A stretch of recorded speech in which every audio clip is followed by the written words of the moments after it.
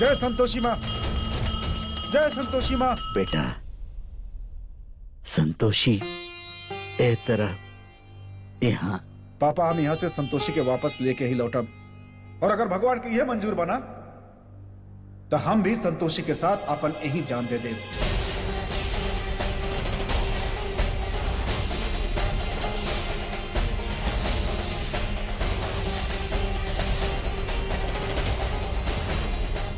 अरे संतोषी माँ के बहुत भक्ति करत रही ना संतोषी हमार, ताजोकर भगवान के परीक्षा बा, संतोषी माँ के परीक्षा बा। संतोषी माँ के हमार बात सुने के पड़ी।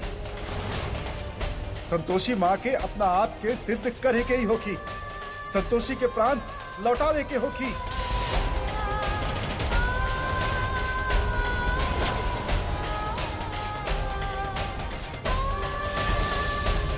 ना तो हम भी अपन जान दे दे।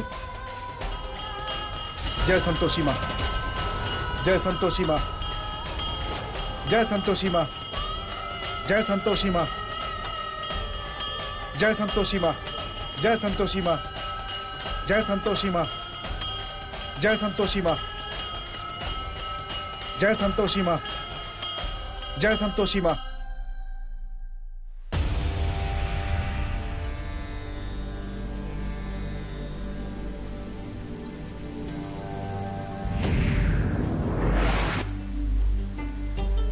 प्रणाम माते।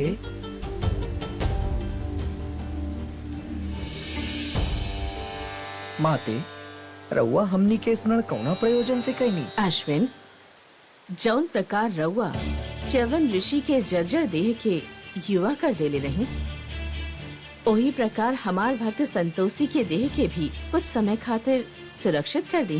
देवी, मानव देह के कोशिका प्राणवायु से जीवित रहेला। हमनी राउर भक्त के कोशिका में प्राणवायु के संचार करत रहब, जैसे उनकर देह विषाणु से नष्ट न होके। किंतु माते एकर भी समय सीमा बा। रउआ अंत समय तक प्रयास करी, तब तक हम कौनो मार्ग निकालत बानी। जौन आज्ञा माते।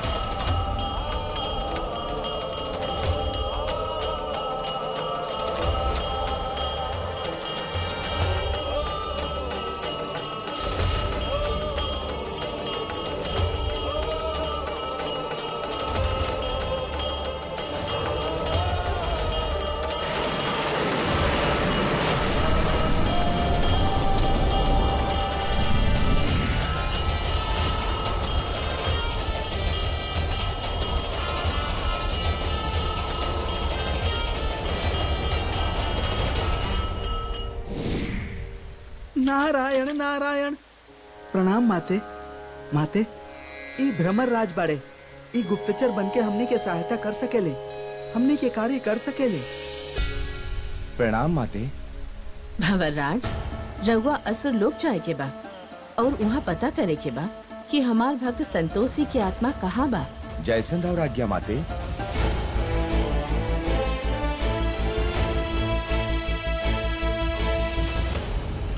जय संतोषी माँ, जय संतोषी माँ। हमके पता बा संतोषी आंटी ठीक हो जाए हैं, लेकिन फिर भी हमके धैर्य अंकल के सपोर्ट करे के होखी। जय संतोषी माँ। अंकल कितना परेशान बाड़े, हमहू भगवान जी से कहब कि वो हमारा आंटी के जल्दी से ठीक कर देस। जय संतोषी माँ। रूपा, तनी जल्दी जाके देखा पोलमिका कहाँ गई लिया। ऐसा समय ओकर अकेले रहल ठीक नहीं खे। अभी बच्ची भी आओ, तनी ध्यान रखो के।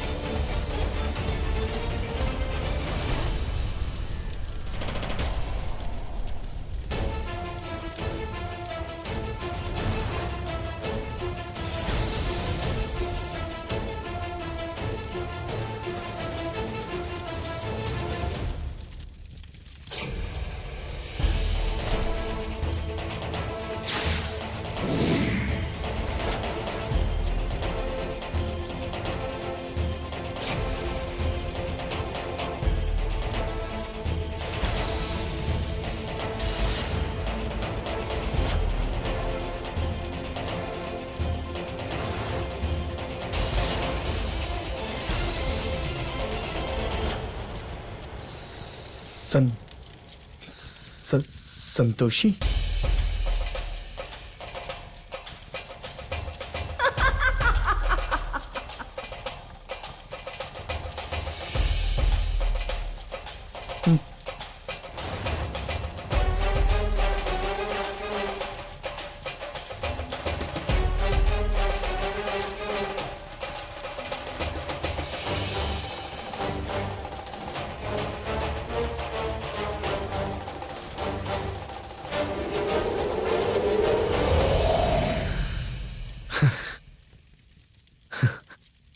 बहन, हमार संतोषी हमरा पास,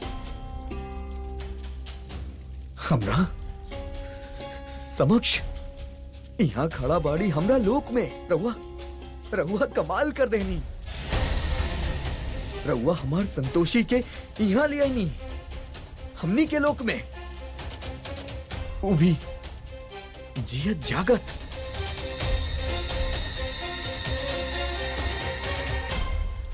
देवी संतोषी के विरुद्ध ई हमार सबसे बड़ विजय है। उनकर भक्त संतोषी सदैव अपन भक्ति के शक्ति से हमके परास्त कैले बिया, किंतु आज वो हमार क्षेत्र में अर्थात असुर लोक में बिया।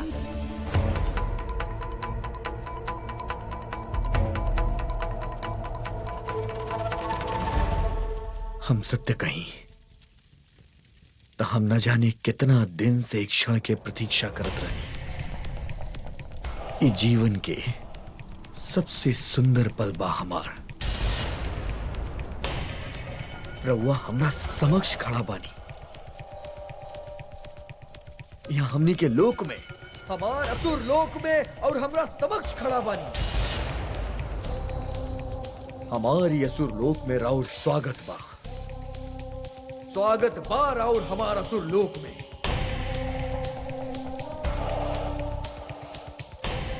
हाँ, हम समझ सकत बानी। रउआ ये सब कुछ देख के भयभीत हो रहल बानी ना? रउआ स्थान से परिचित नहीं की, किंतु रउआ चिंतित मत होगी। धीरे धीरे रउआ के ई जगह से प्रेम हो जाएगी। काहे कि रउआ यहाँ के महारानी बने वाली बानी, प्रबल की रानी। हम वचन देत बानी रउआ के कि रउआ जौना वस्तु पे हाथ रख देव ना, वो वस्तु राउर समक्ष होगी, राउर चरण में होगी।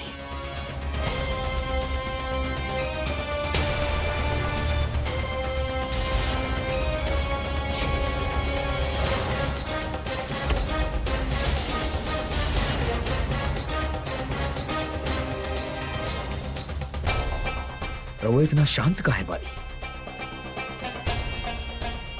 हम समझ गए, अकस्मात रउआ साथे ये सब कुछ भइल ना, यही से रउआ मौन बानी। किंतु विचार करी कि रउआ धरती लोक पे का रहनी है और यहाँ का बानी। महारानी बानी रउआ, यहाँ के महारानी बानी रउआ। हमार रानी, प्रबल के रानी। हाँ बहन पालोमी, ई प्रबल के रानी है, हमार महारानी।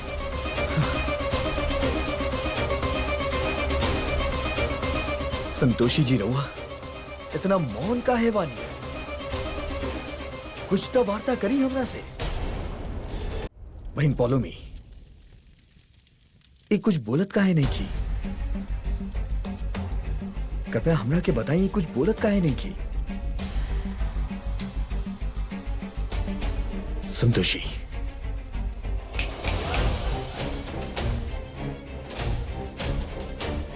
संतोषी, संतोषी, संतोषी, संतोषी।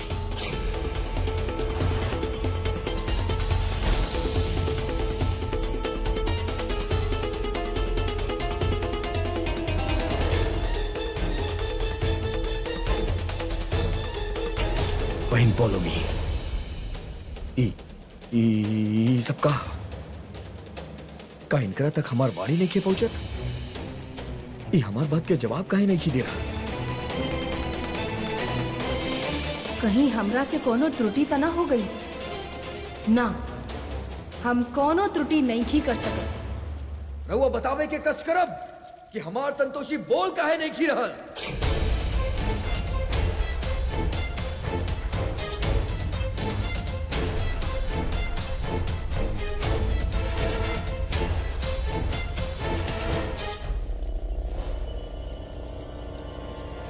प्रबल, हमके देखे द।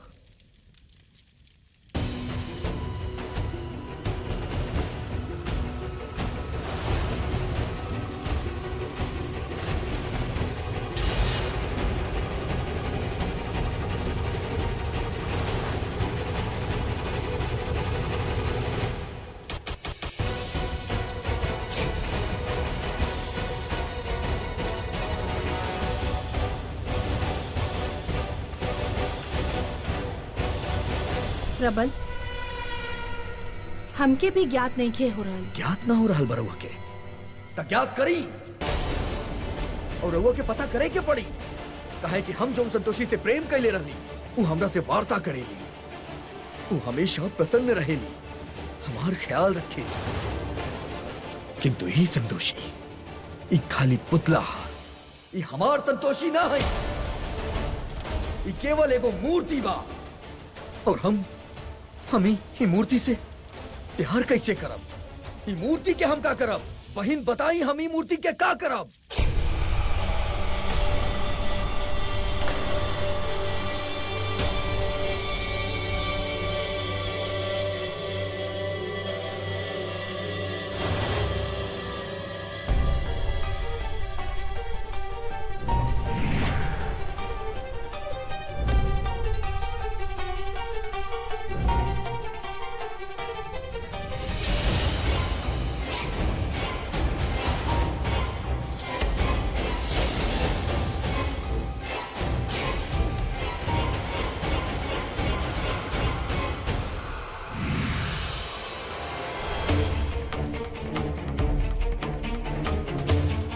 प्रबल, ई ऐसे कुछ नहीं खे बोल रहल, काहे कि एकरा पास मस्तिष्क नहीं खे।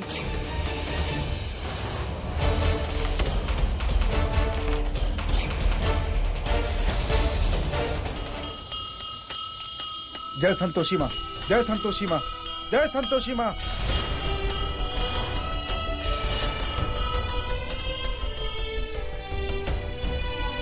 आखिरी बार कहा था नहीं, हमारे संतोषी के लौटा दी, और हमारे संतोषी के ना लौटौनी तो हम भी अपन जान दे दे। रहुआ सुना तानी?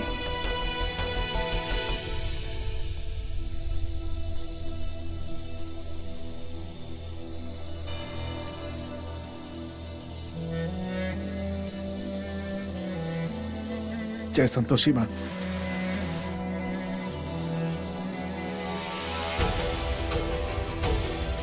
जय संतोषी माँ, जय संतोषी माँ। प्रबल, जब तक एकरा पास मस्तिष्क ना होखी, ई कोनो भी प्रकार के प्रक्रिया ना करी। इनकरा पास मस्तिष्क नहीं खे। ई कैसे भाई?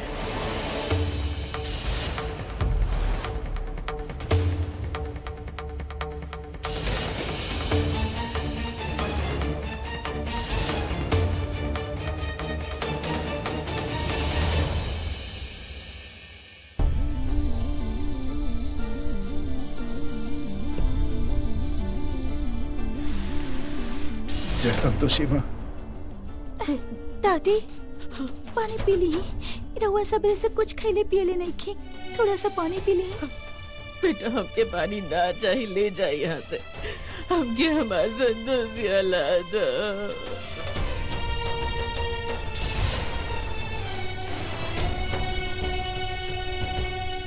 माँ, इस समय अगर रहुआ लोग कमजोर पड़ जाए था तो धैर्य के केस हमारी। रहुआ लोग के अपना आप के संभाले के होगी।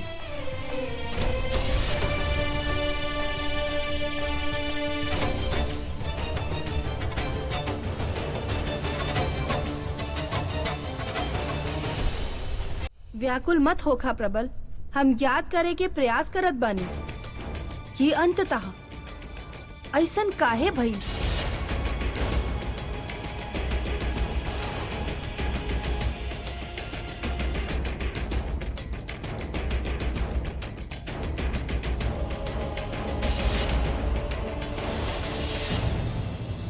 जय संतोषी माँ, जय संतोषी माँ, जय संतोषी माँ, जय संतोषी माँ, जय संतोषी माँ। ई देखी, आज हम रवा लोग के दिखावे आयल बानी एगो पति के अटूट विश्वास के, ओकर आस्था के, ओकर प्रेम के। का ये आदमी अपन पत्नी के प्राण के ईश्वर से जीत पाई, ई तो पता नहीं खे। बाकी ये अपन प्रेम के जीत ले लेबा। जय संतोषी माँ, जय संतोषी माँ। हमनी आज के जमाना में भी ऐसा चीज देख रहल बानी जेकर जिक्र खाली सत्यवान और सावित्री की कहानी में सुनल जात रहल। का रउआ लागत बा धैर्य मिश्रा के उनकर पत्नी वापस मिल पाई?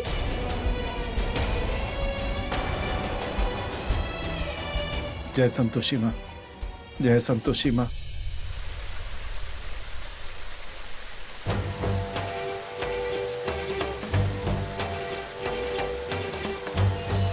भंवर राज कब आई है?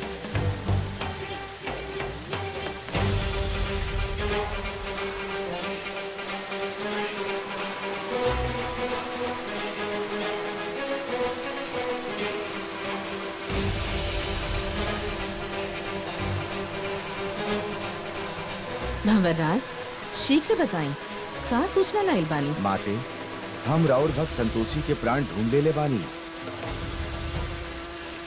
वो असुर लोक में बा और देवी पौलमी संतोषी के प्राण के नया काया में प्रतिष्ठित कर देले बाड़ी।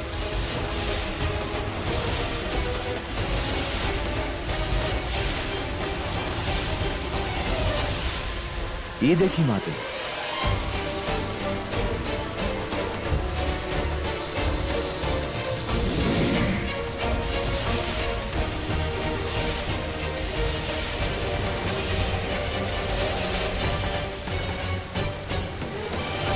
देखी माते, हमार भक्त के वध के कैले बा।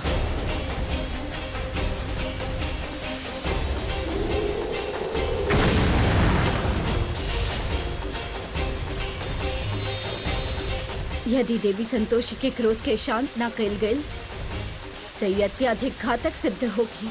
एगो देवी के क्रोध विनाश के सूचक हो खेला। देव ऋषि, हमने की देवी संतोषी के रोके के होगी, अन्यथा अनर्थ हो जाए। जी देवी, उचित कहनी रहुआ।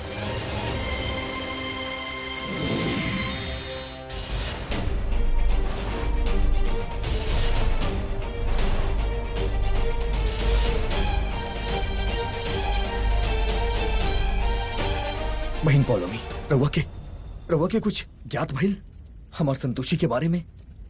प्रबल, संतोषी के भीतर मनुष्य के आत्मा बा। शरीर में आत्मा रहे के पश्चात भी ओके संचालित करे के खातिर मस्तिष्क के आवश्यकता होखेला।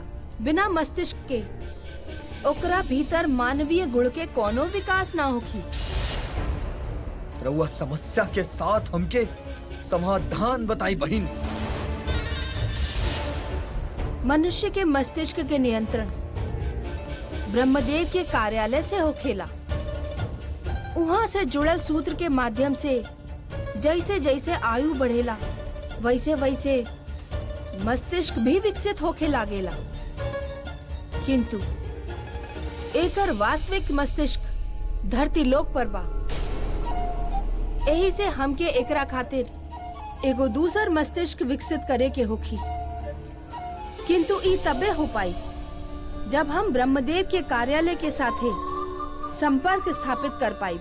बहिन रउआ के जे करे के बा करी, जे भी करे के बा करी, किंतु हमार प्रेम और हमार प्रयास के विफल मत होके दे। प्रबल, सब कुछ कह देवे जितना सरल नहीं खे। ब्रह्मदेव के कार्यालय तक पहुँचे खातिर हमके योजना बनावे के होखी।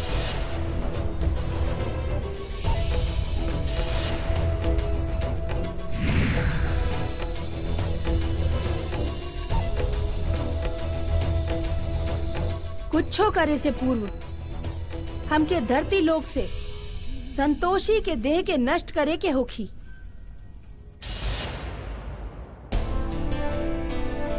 ये आदमी अपन बीवी के लाश के रोक के तो रख ले बा, बाकी का रउआ लागत बाकी ओके जीवन मिली। संतोषी के जीवन तब मिली जब ओकर देह सुरक्षित होखी।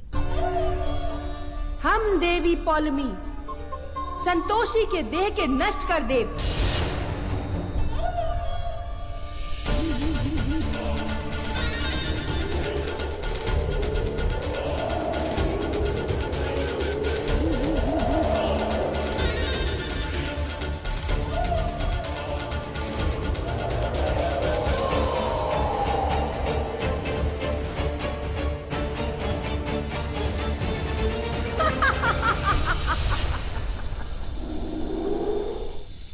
हमार भेजल विषाणु त शिला के भी क्षण भर में नष्ट कर देला।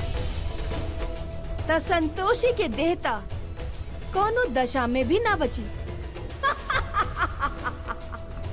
एक बार संतोषी के देह माटी में मिल जाए, ओकरा बाद हमार समस्त मार्ग सरल हो जाए।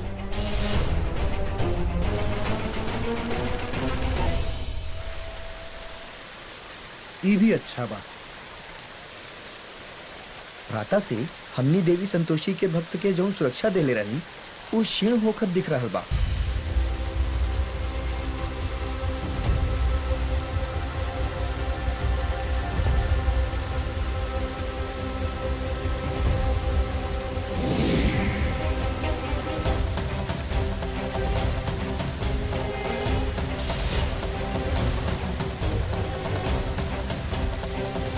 ये तो बहुत घातक विषाणु बा। यदि संतोषी के देह तक पहुंच गईलन तो संतोषी के शरीर के नष्ट कर दिहन। यदि ऐसे भइल तो हमनी के वचन मिथ्या सिद्ध हो जाए। तो का करें? आज भले ही देवलोक के नियम टूट जाए, बाकी हमनी अपन वचन से भंग नहीं की हो सकत। हमनी संतोषी के रक्षा खातिर धरती लोक जाए के होगी।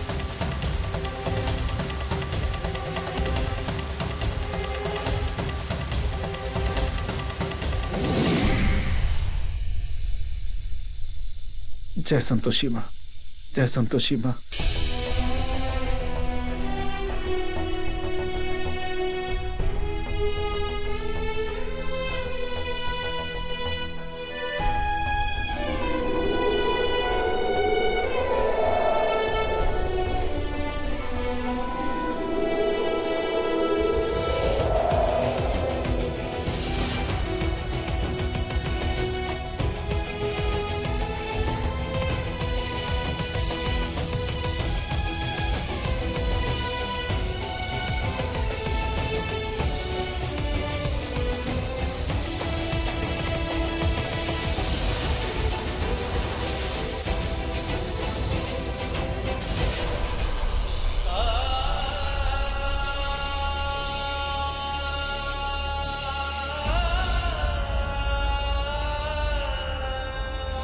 मिश्रा जी, बहुत समय दे देनी हम रहुआ के।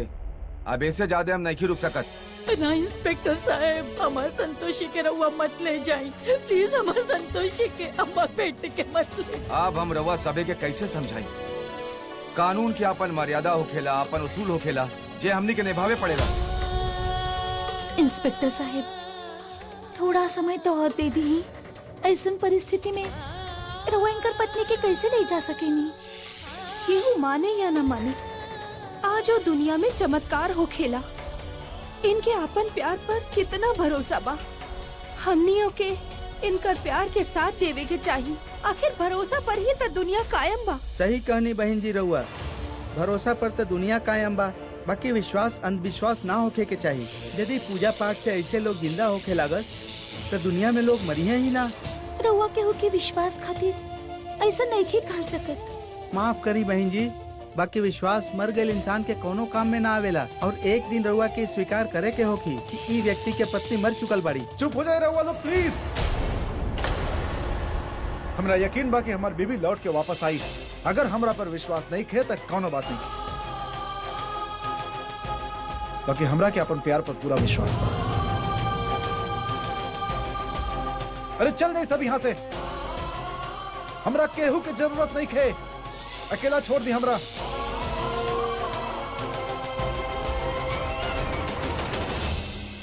माँ,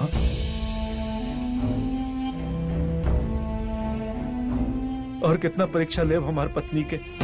वो हमेशा और भक्ति कैली। प्लीज हमार पत्नी के प्राण लौटा दी। हमरा के हमार संतोषी लौटा दी माँ। अगर आज हमार विश्वास टूटल ना, तेरा और अस्तित्व से भी हमार विश्वास उठ जाए।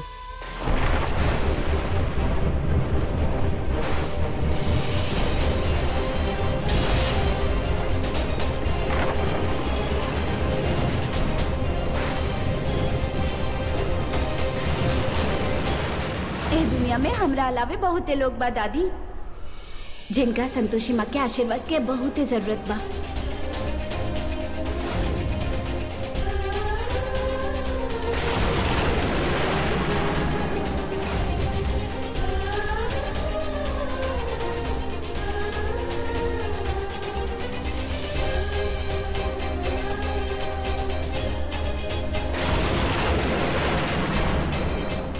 और देवी पौलमी संतोषी के प्राण की नया काया में प्रतिष्ठित कर देले बाड़ी।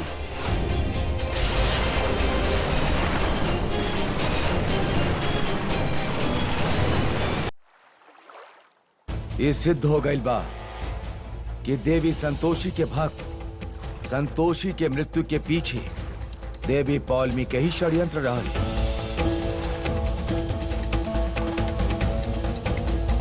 हाँ ब्रह्मदेव, सत्य कह रहल बानी रहुआ। जेकर पता चला देवी संतोषी क्रोध में बाड़ी, देवी पौलमी के पास जा रहल बाड़ी। कहाँ बाड़ी देवी पौलमी? ब्रह्मदेव, हमने उनके एगो विचित्र कक्ष में देखनी है, किंतु वो कक्ष उनकर महल के ना रहल। देवी पौलमी अपन षड्यंत्र के सफल करे खातिर अवश्य ही गुप्त कक्ष के निर्माण कैले होखिए, और वो कक्ष असुर लोक में होखी, ताकि समस्त देवता वहां पहुंच न सकस। हमने के देवी संतोषी के रोके खातिर असुर लोक जाए की होगी। यदि देवी संतोषी असुर लोक में प्रविष्ट हो गई तो अनर्थ हो जाई। उचित कहने रहुआ पितामह, उचित कहने।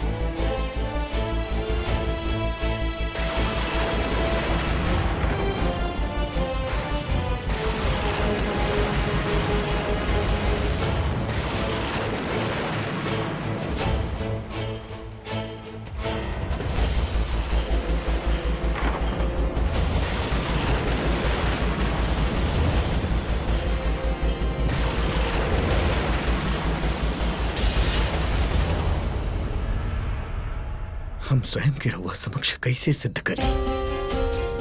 स्वयं से भी ज्यादा प्रेम करे नहीं रउआ से हम। रउआ जल्दी से ठीक हो जाए, काहे कि हमके राहुल मधुर वाणी सुने के बाद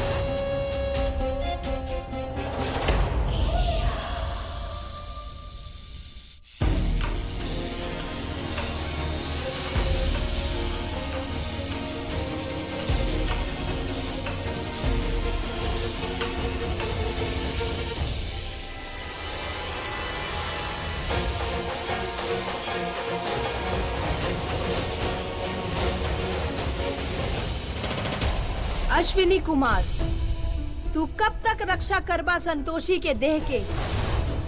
अबो का देह के नष्ट करे खातिर हम ऐसन एगो विषाणु से प्रहार करब जेकर निर्माण असुरलोक में भइल बा।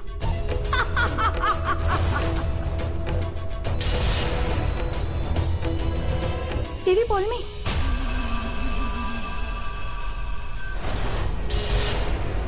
का बात बा? तू इतना भयभीत काहे बाड़ू? गुप्तचर संदेश भेजले बाड़े कि देवी संतोषी अत्यधिक क्रोध में असुर लोग की ओर बढ़ रहल बाड़ी।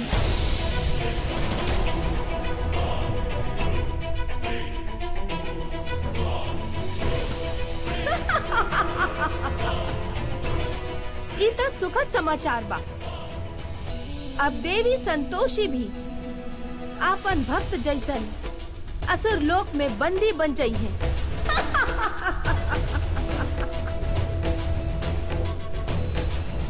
अब देवी संतोषी आ रहल बाड़ी त हमके उनका से भेंट कैला के पश्चात ही सब कुछ करे के चाहिए।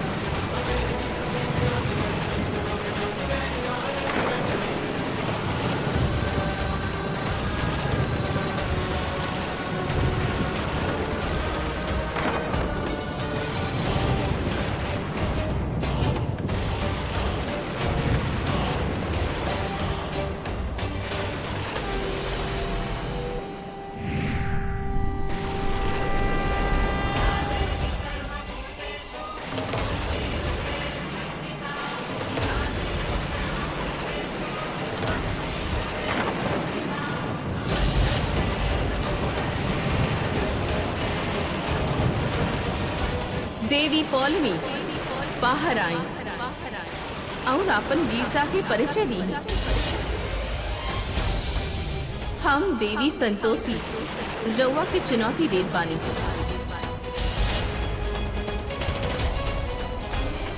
देवी पौलमी, राउल त्रुटि के सदैव हम अनदेखा कैले बानी, किंतु आज रउआ त्रुटि न जघन्य अपराध कैले बानी और ई अपराध के दंड हम रउआ के अवश्य देब।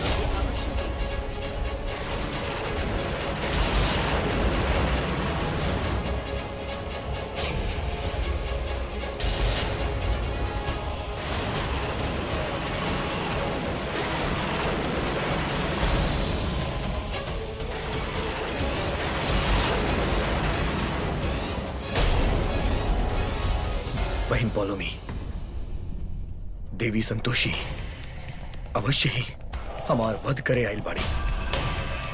वो हमके नष्ट कर दी है, हमके हमार रक्षा करी।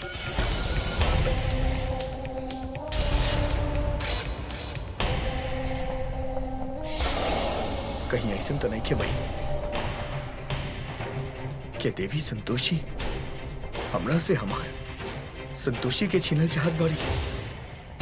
यदि ऐसा भइल ना, राउरी भ्राता प्रबल जीते जीत मर जाई। प्रबल, बंद करा अपन मूर्खतापूर्ण बात। आज तहार कायरता के कारण असुर लोक के कोनो अस्तित्व नहीं थे। असुर होके इतना सा बात पर भयभीत हो रहल बाड़ा? तो के लज्जा आवे के चाहिए। अरे रउआ समझत नहीं की बहन, ई हमार मूर्खता ना हा, ई प्रेम के विवशता हा। हम विवश बानी अपन प्रेम के आगे। हम इनकरा बिना रह ना सकेनी। एकरा से पहले कि केहू हमार संतोषी तक पहुंचे, हम इनकरा लेके अदृश्य होत बानी और हमरा केहू ना रोक सकेला।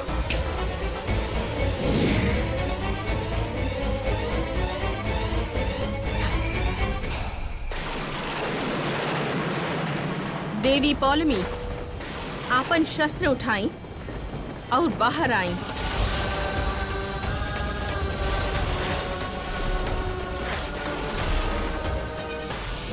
नारायण नारायण।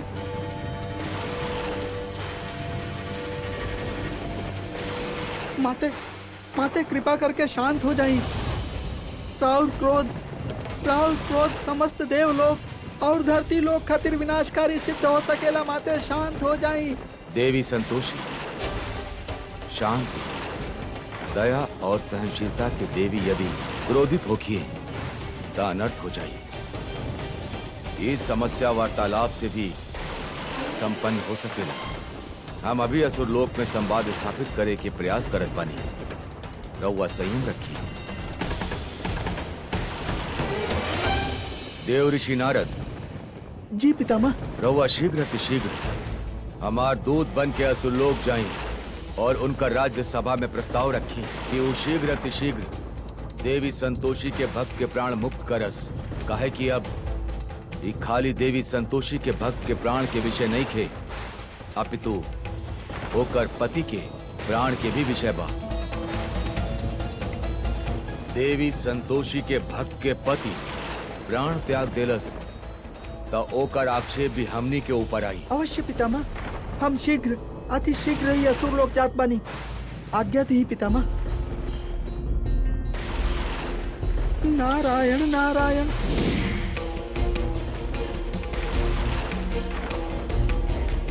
देवी संतोषी, कुछ समय खातिर स्वयं के क्रोध के नियंत्रित कर ली। देव ऋषि अवश्य ही कोनो हल लेके आई हैं।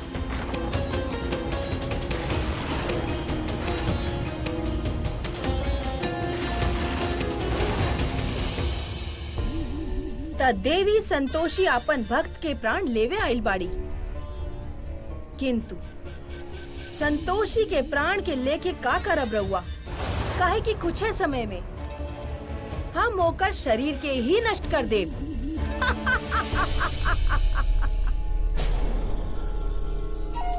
वैसे यहाँ देवलोक के व्याकुलता खाली संतोषी के प्राण के कारण ही नहीं खे, बल्कि ओकर पति के अनुष्ठान के कारण भी बा।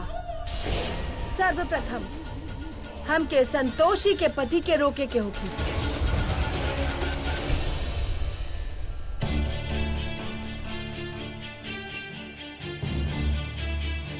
ब्रह्मदेव, समय बीतल जा रहल बा। हम देवर्षि के प्रतीक्षा और नहीं कर सकत। देवी संतोषी, कुछ समय और प्रतीक्षा कर ली ही। यह हम रउआ से विनती कर रहल बानी। संतोषी के प्राण ता हमरा खातिर सुअवसर लेके आइल बा। ई विकट परिस्थिति के लाभ उठा के हम असुर राज के मुक्त करवा सकत बानी।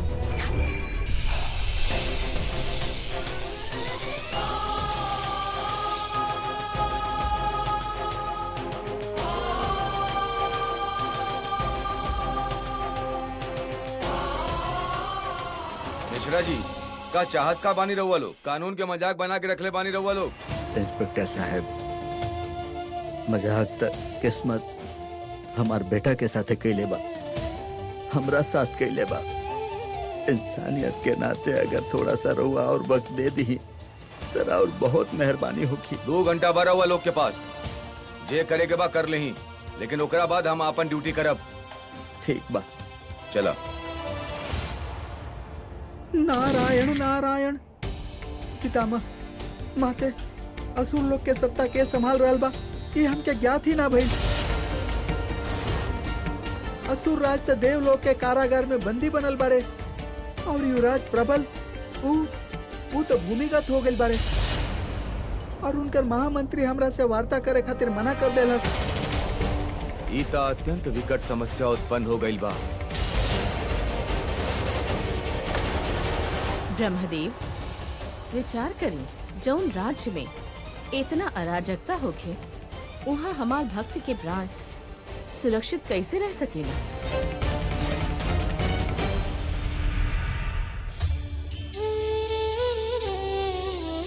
जय संतोषी माँ, जय संतोषी माँ, जय संतोषी माँ, जय संतोषी माँ, जय संतोषी माँ, जय संतोषी माँ, जय संतोषी माँ, जय संतोषी माँ।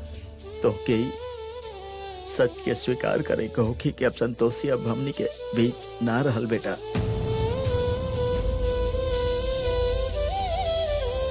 इस तरह जिद करे से और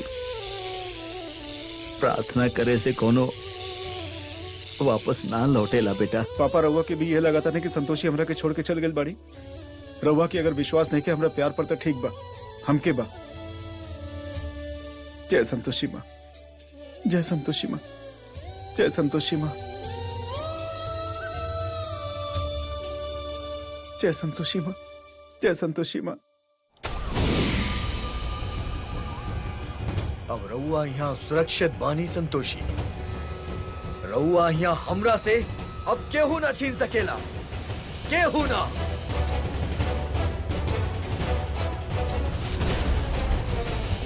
अब प्रबल होकर संतोषी जीवन भर यहीं रही है, सुख और प्रसन्नता के साथ।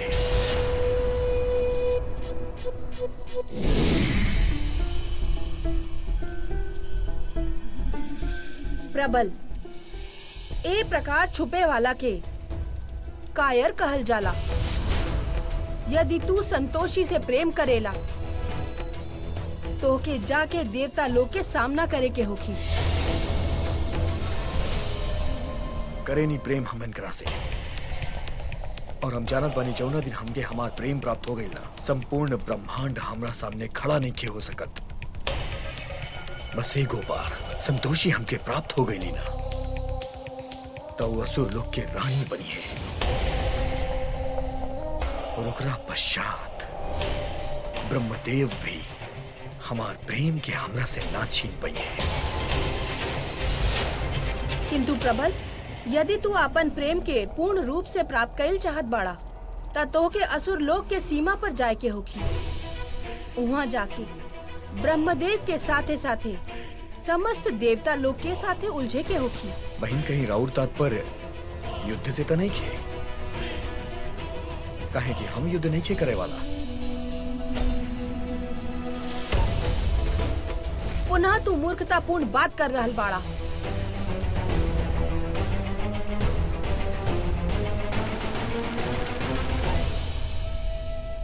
प्रबल, तू खाली अपन प्रेम के देख रहल बाड़ा। अपन प्रेम के साथे साथे हमनी के द्वार पर खड़ा उस अवसर के भी तो देखा। हमनी संतोषी के प्राण के बदला में असुर राज के कारागार से मुक्त करवा सकेनी। रउआ के का लागत बा कि हम अपन संतोषी के प्राण केहू के दे सकेनी? कदापि ना।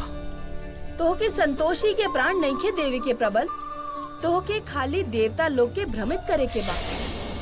हम जे कहीं वो कईल आवश्यकता नहीं खे। तहार कार्य बा खाली देवता लोग के भ्रमित कईल।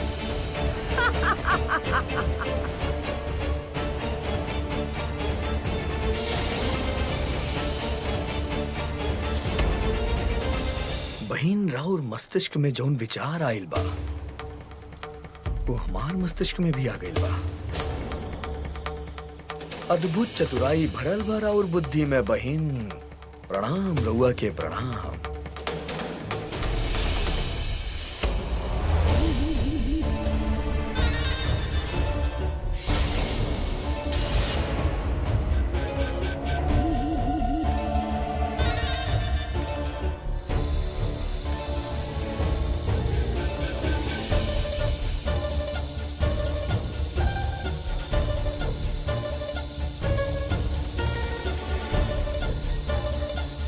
हम यहाँ अपन कार्य कर रहल बानी प्रबल। तू जाके अपन कार्य करम। स्मरण रहे तो के खाली देवता लोग के भ्रमित करे के बा।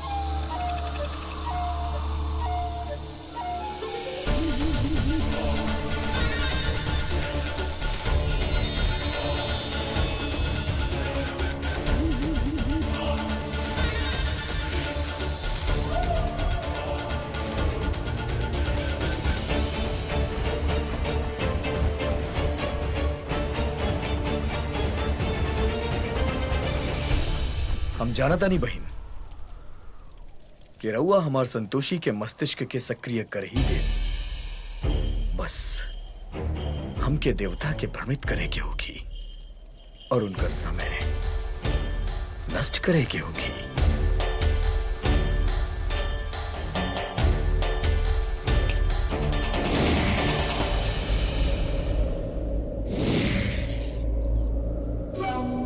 प्रणाम देवी लोग।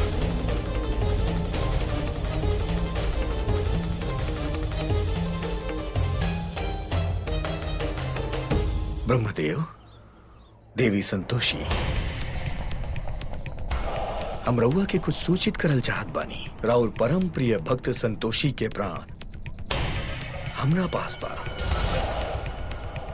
हम वो प्राण रउआ के दे सके नहीं, किंतु रउआ लोग के हमारे को प्रस्ताव स्वीकार करे के होगी।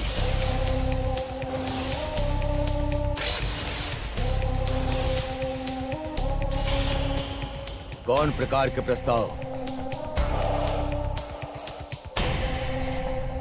कहा ना ब्रह्मदेव, हमार पिता श्री राहुल पास बंदी बाड़े।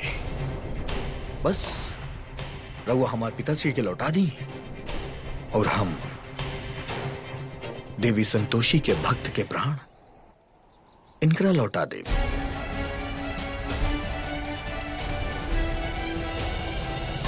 युवराज प्रबल, राउर ए प्रकार भया दोहन करे के अपराध में हम रउआ के नष्ट कर सकत बानी। रउआ हमके नष्ट कर दे तो कर दी हमरा के नष्ट। यदि रउआ हमके नष्ट करब ता हमरा साथे साथे राउर भक्त के प्राण भी नष्ट हो जाई। सोच ली।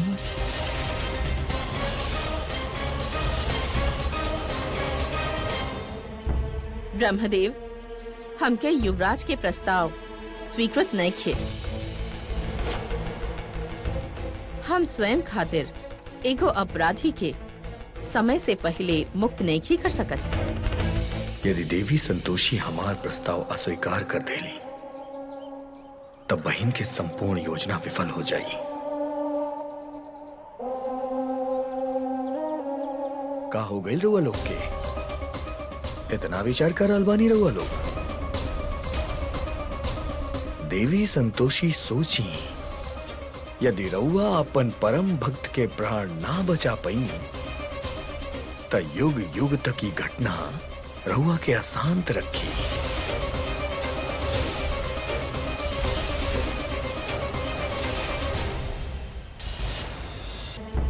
ब्रह्मदेव, हमके युवराज के प्रस्ताव स्वीकृत नहीं किए।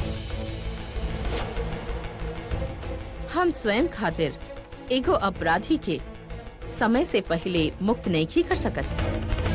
यदि देवी संतोषी हमार प्रस्ताव अस्वीकार कर देली तब बहन के संपूर्ण योजना विफल हो जाई।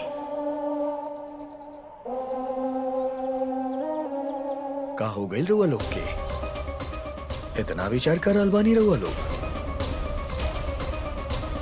देवी संतोषी सोची, यदि रउआ अपन परम भक्त के प्राण ना बचा पाई तो युग युग तक की घटना रउआ के अशांत रखी।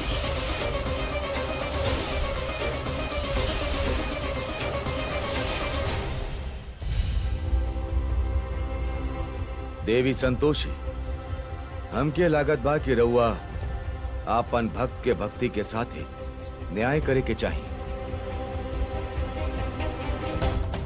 हम स्वयं कारागृह जात बानी और असुरराज के मुक्त करत बानी।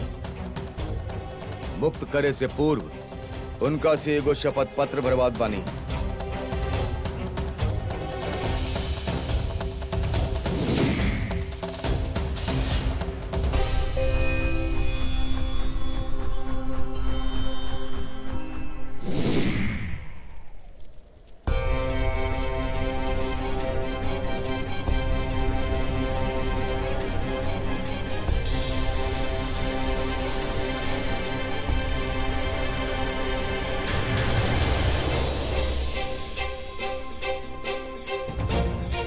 असुर राज, हम रउआ के कारागृह से एक कारण मुक्त कर रहल बानी, काहे कि हमके देवी संतोषी के भक्त संतोषी के प्राण चाहिए, जौन असुर लोक में बा। रउआ एक पत्र पर हस्ताक्षर करके ये वचन दी कि रउआ असुर लोक पहुंच के देवी संतोषी के भक्त के प्राण देवी संतोषी के सौंप दे।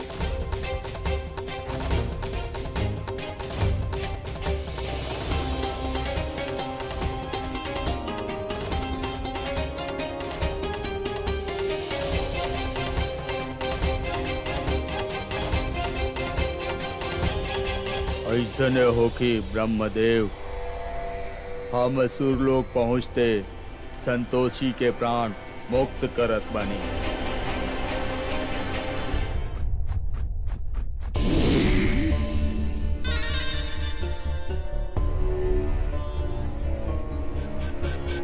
जब तक संतोषी के मुक्त करावे के प्रक्रिया पूरा होखी, तब तक हम अपन कार्य कर चुकल होखब।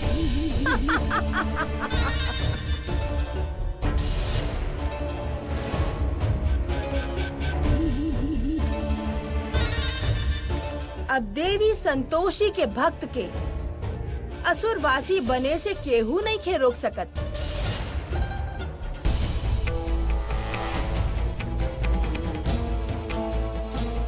देवी, ब्रह्मदेव स्वयं ए विषय पर कार्यवाही कर रहल बाड़ी। तनिक संयम रखी, शीघ्र ही कोनो हल निकल आई।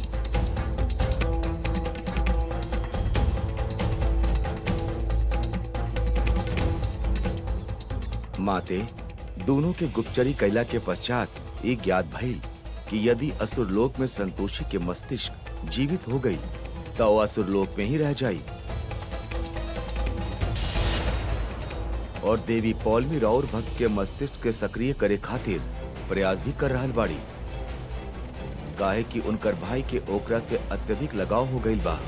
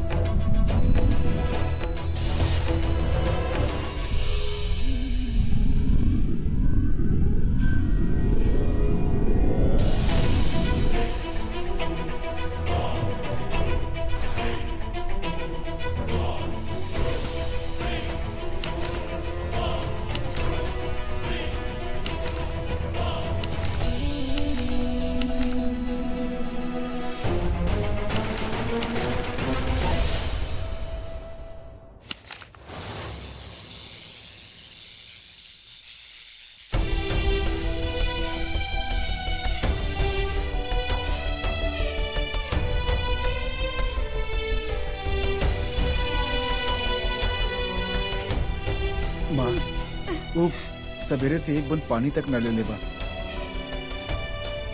और संतोषी की बॉडी भी देखी ना। पापा, हमने के जल्दी से जल्दी अंतिम संस्कार कर देवे के चाहिए।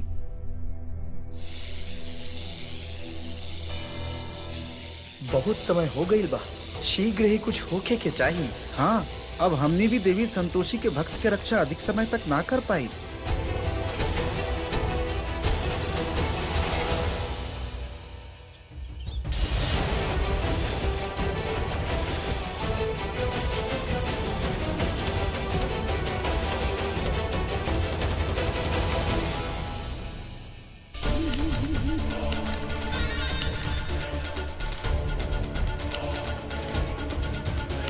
कहाँ छुपल बा संतोषी के पंजिका? हमके शीघ्र अतिशीघ्र ओके ढूंढे के होगी।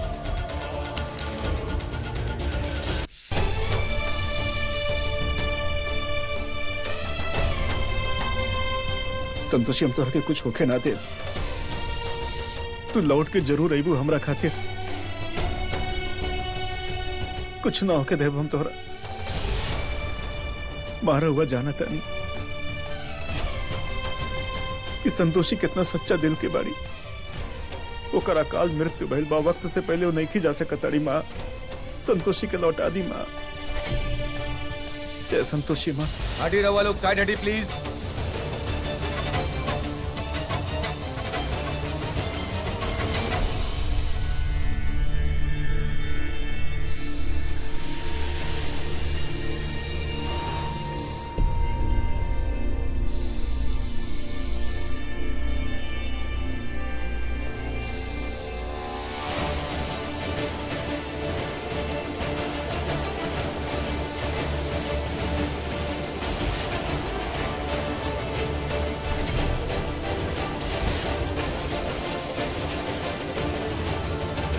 अब हम क्या आज्ञा दी माते?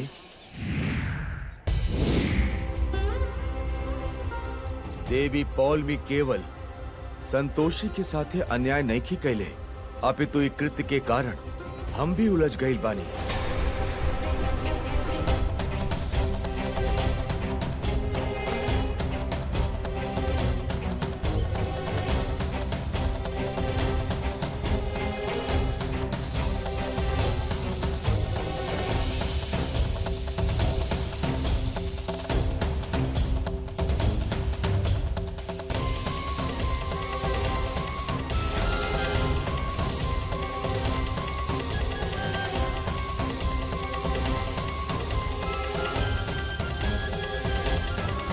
देखी, संतोषी के पति न्याय खातिर कौना प्रकार अनशन कर रहल बा। वो केवल देवी संतोषी के आवाहन नहीं के कर रहल, अपितु उस समस्त देवलोक के आवाहन कर रहल बा। यदि हम देवी संतोषी के भक्त के पति के न्याय ना दिलवा पैनी, ताई समस्त देवलोक के पराजय सिद्ध होगी। यही कारण हमरा देवद्रोही असुरराज के कारागृह से मुक्त करे के पड़ा।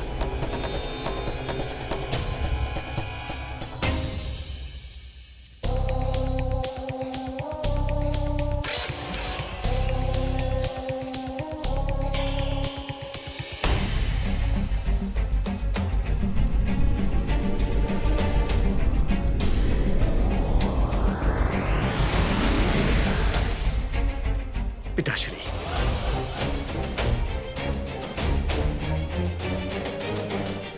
पिताश्री, राहुल स्वागत बा।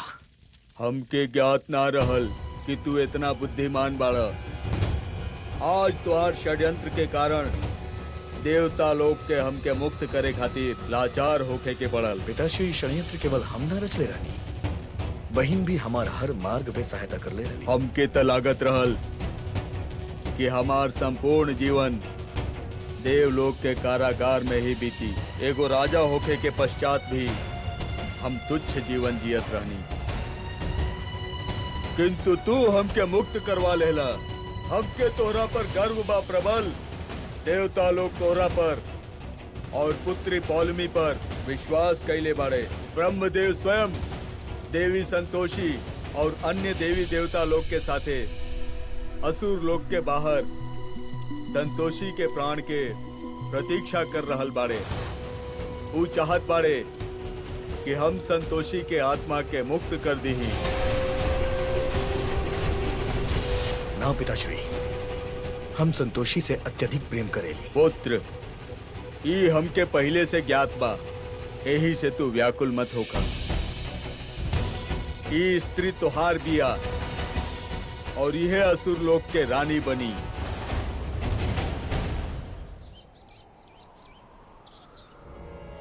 देवी चिंतित ना होगी, असुराज वचन देले बाड़े। वो संतोषी के आत्मा के लेके अवश्य आई हैं। बस कुछ क्षण प्रतीक्षा करी हैं। नारायण नारायण। क्षमा चाहत बानी पितामह, किंतु असुरगण देवता लोक से भिन्न होखेले। केहू के विश्वासघात कई लोग खातिर अत्यधिक सरल होखेला। असुरराज भली भांति जानत बड़े कि हमनी के शीघ्र अति शीघ्र पुत्री संतोषी के आत्मा चाहिए, किंतु ओकरा पश्चात भी वो विलंब कर रहल बड़े, जे अनुचित बा।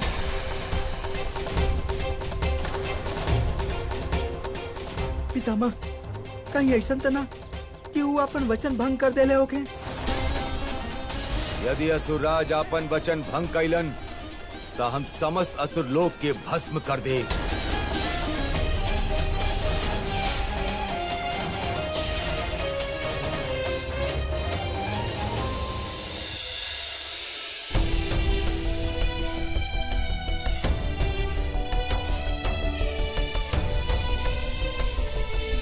ये लोग होके ना होके हमारे संतोषी के खत्म करे के प्लानिंग कर रहा बाड़न।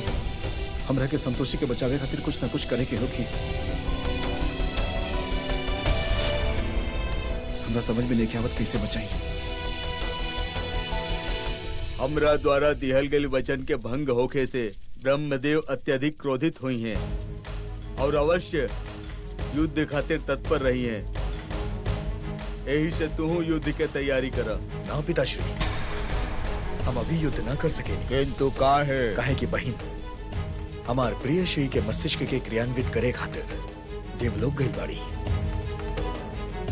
जब तक हमार प्रिय श्री हमके प्राप्त नहीं किए होत, हम युद्ध ना लड़ब, कदापि ना। ठीक बा, हमनी अभी युद्ध पर नहीं जा रहल। बाकी तोहके याद बाना, हमनी के लगे समय अत्यधिक कम बा। ज्ञात बा पिताश्री, और हमके अपन बहन पौलोमी पे भी पूर्ण विश्वास बा कि वो हमार स्वप्न अवश्य पूर्ण करिए।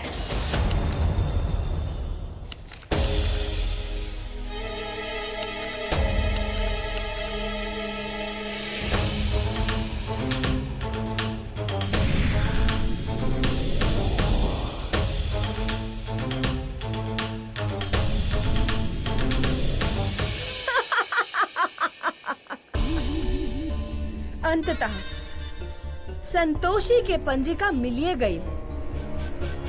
अब संतोषी के असुर लोक के वासी होके से केहू नहीं खे रोक सकत।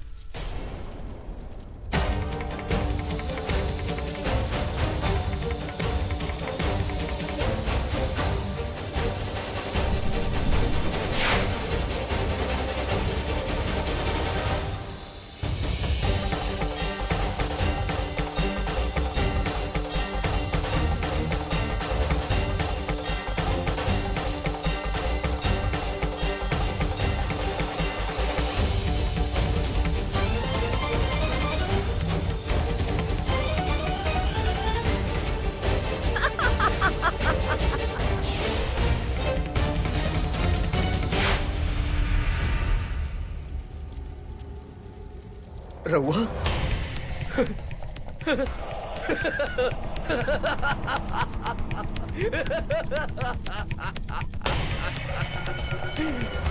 संतोषी जी के मस्तिष्क फिर से कार्यरत हो गए।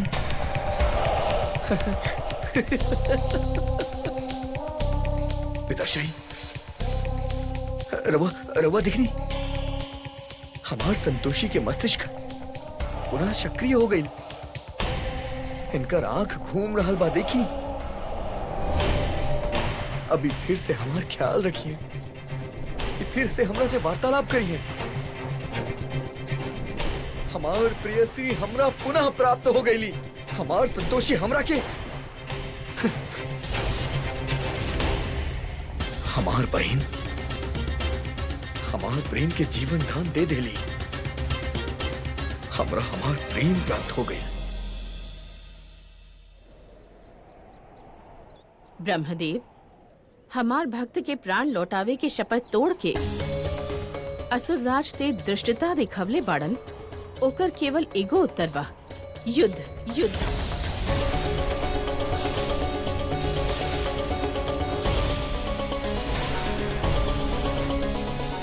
युद्ध के शंखनाद कैल जाए। अभी हम अपन कार्यालय जाके युद्ध घोषणा पत्र पर हस्ताक्षर कर देता। अब असुर लोग के सर्वनाश हो के रही। संतोषी, ई असुर लोग हा और रउआ इस साम्राज्य के रानी बन के रहा। हम रउआ के कौनो कष्ट ना होके देव संतोषी। ई वचन हा हमार। इस समस्त संसार के सारा सुख राउर चरण में लाके रख दे। पुत्र, प्रेम में इतना उन्मत्त मत हो जा कि तोके आवे वाला समस्या ही ना दिखाई देवे। असुर लोग पर ए समय संकट मंडरा रहल बा, यही से हमनी के युद्ध के तैयारी करे के चाहिए। ना पिताश्री, देवता से उलझे लायक बुद्धि ना बा हमरा पास। हमार बहन पौलोमी के आ जाए दी, वो अवश्य ही कौनो सुगम रणनीति बनाई है देवता के विरुद्ध। उचित कहला पुत्र तू। पुत्री पौलमी ही देवता लोग से जीते के मार्ग बनई है। अब संतोषी के नया मस्तिष्क में बुद्धि के विकास होगी।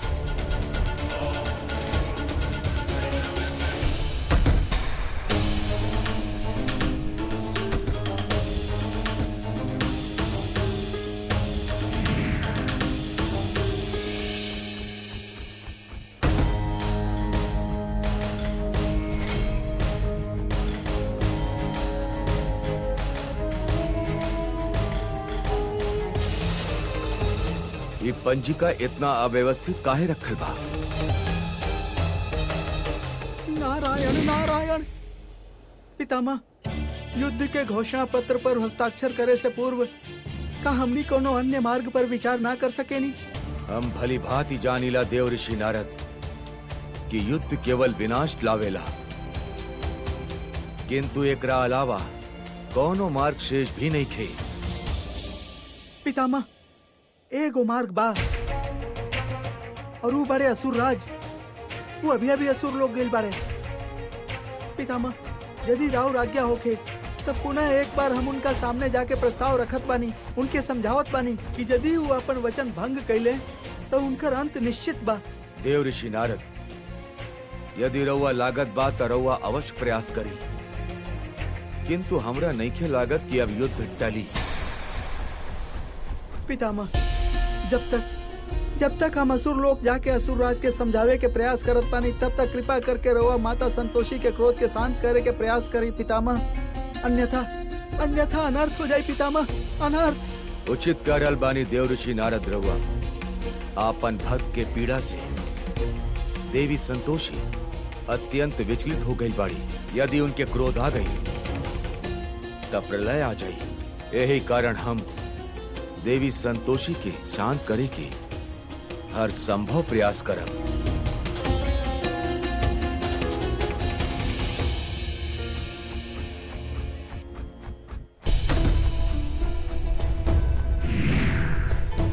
संतोषी के पंजिका में जे बदलाव करे के रहल ऊ हम कर देनी। अब संतोषी के मस्तिष्क स्वतः ही विकसित होखत रही।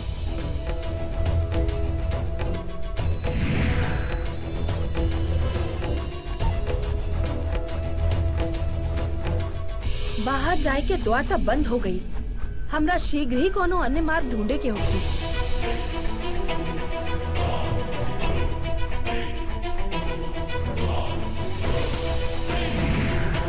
एहिजा से निकलल तो असंभव हो गई। अब हम का करी? मिश्रा जी, रउआ के देवल वक्त और हमारे पेशेंस अब दोनों खत्म हो गई। कांस्टेबल, बॉडी के उठा के एम्बुलेंस में डाला। इंस्पेक्टर साहब, और हक देखिए हमारे बीवी के हाथ लगाई। क्यों हाथ न लगाई? क्यों हाथ न लगाई? करा हमारी संतोषी बाड़ी। रउआ चल जाइए यहाँ से प्लीज। रउआ कुछ नहीं कर सकता। का करत बनी रहुआ? पीछे हटे रहुआ। देखा मिस्टर, आस्था पर हमारा विश्वास बा, हम आओ मानीला, लेकिन ये जे तू करत बड़ा ना, ये पागलपन और बेवकूफी है। अब हमके ड्यूटी करत था, तू पीछे हटा। क्यों पास भी ना आई? इंस्पेक्टर साहब, जब तक ही ना जाइए रउआ इनकर पत्नी के बॉडी के लेकर नहीं खी जा सकत। अच्छा तो ये हो कि रउआ सब सरकारी कार्रवाई के बीच में ना आई, वरना हमके रउआ लोग के खिलाफ कार्रवाई करे के पड़ी। हम बीच में नहीं की आवत। रउआ होकर हालत त देखी, केहू के भी ओकरा पर रहम आ जाए। एकरा मतलब रउआ लोग ऐसे ना मानब। अब हमके हमारा हिसाब से ही काम करे के पड़ी।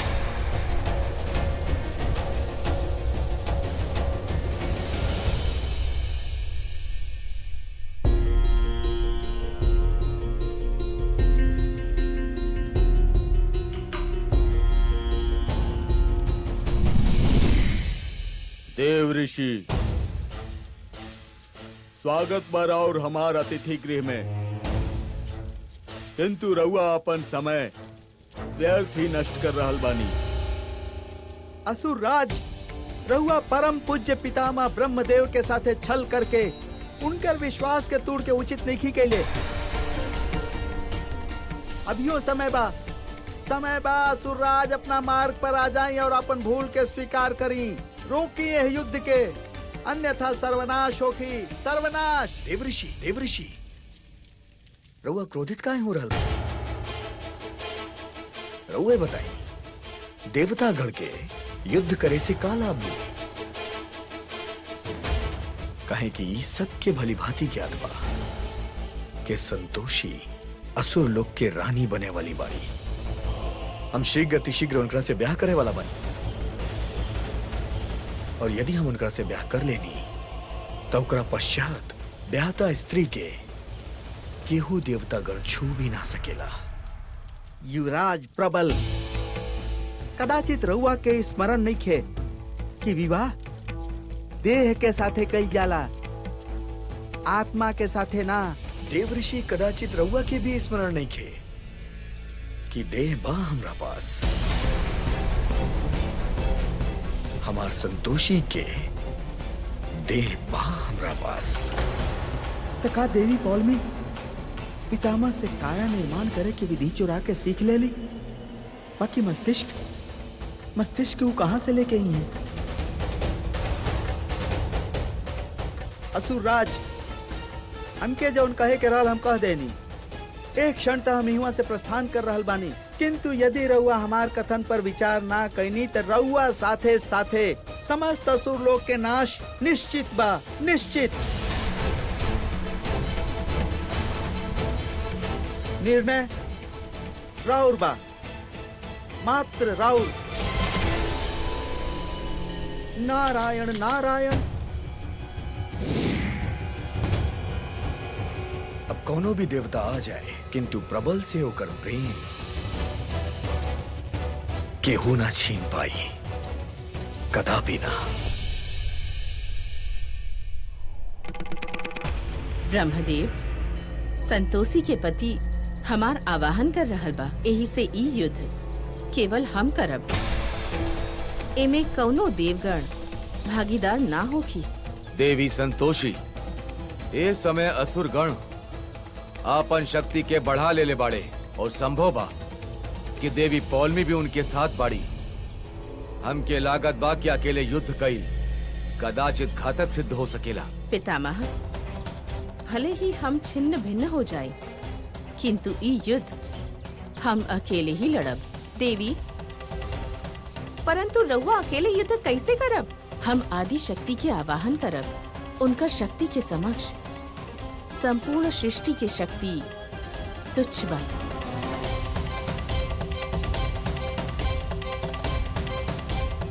नारायण नारायण। माते, अनर्थ होके जा रहल बा, अनर्थ।